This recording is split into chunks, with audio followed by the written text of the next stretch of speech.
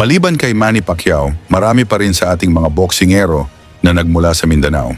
Katulad na lang nitong Pinoy na si Ray Loreto, matapos makapagtala ng 17 sunod-sunod na panalo, nakilala ang Tubong Davao bilang hitman dahil sa kanyang bilis at matitinding suntok. มีสิทธิ์ถึงนอกนะครับมีสิทธิ์ถึงนอกครับ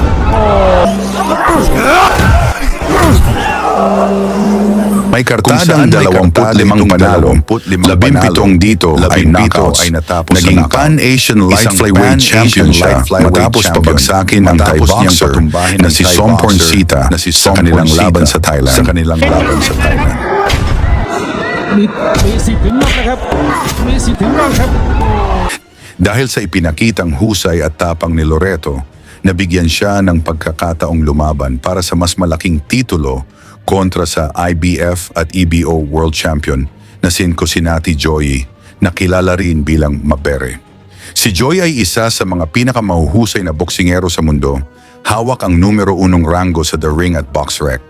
Naganap ang kanilang unang laban sa Salle des Etoiles, Monte Carlo.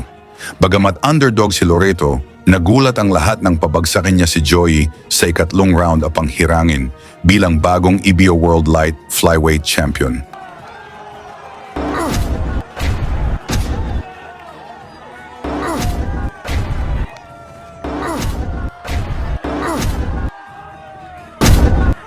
He's got Unbelievable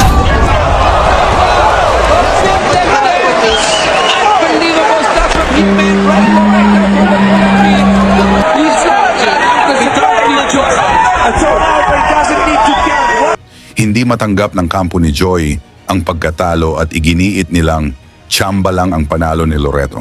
Dahil dito, nagalok sila ng rematch kapalit ng 2 milyong piso bilang premyo. Matapos ang halos isang taon, naganap ang rematch sa Mdansini Indoor Center sa South Africa. Bagamat kagagaling lamang ni Loreto sa operasyon ng appendicitis, tinanggap niya ang laban at ang alok na premyo.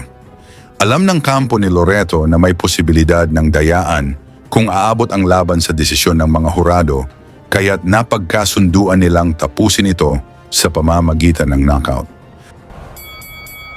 Pagbungad pa lang ng laban, agad na umarangkada si Loreto. Umaasa ang mga tagahanga ng Aprikano na matutumba ang Pinoy, pero talagang maingat itong si Kabayan.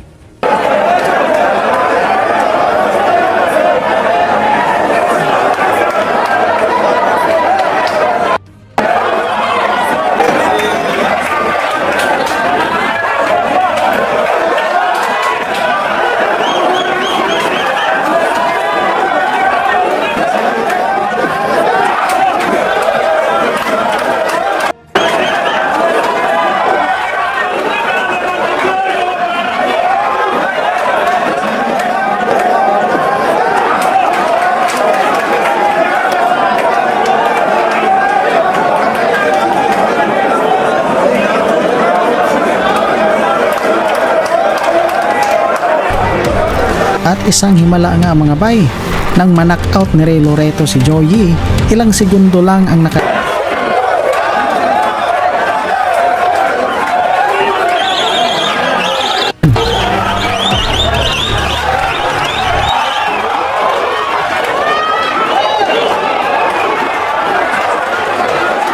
Ngunit sa kalagitnaan ng round, tumama ang malalakas na kaliwa ni Loreto na nagpabagsak kay Joey.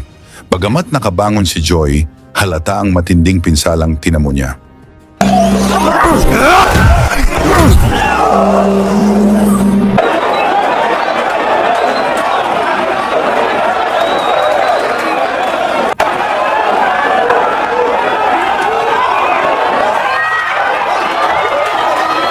Hindi na pinalagpas ni Loreto ang pagkakataon at sunod-sunod na pinakawala ng kanyang mabibigat na suntok.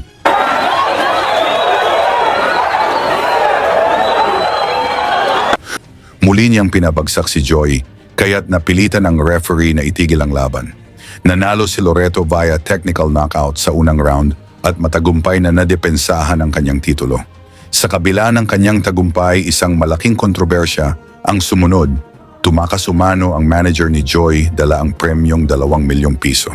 Dahil dito, nagsampa ng reklamo ang kampo ni Loreto, kasama ang Philippine Games and Amusement Board laban sa promoter sa Africa na responsable sa insidente.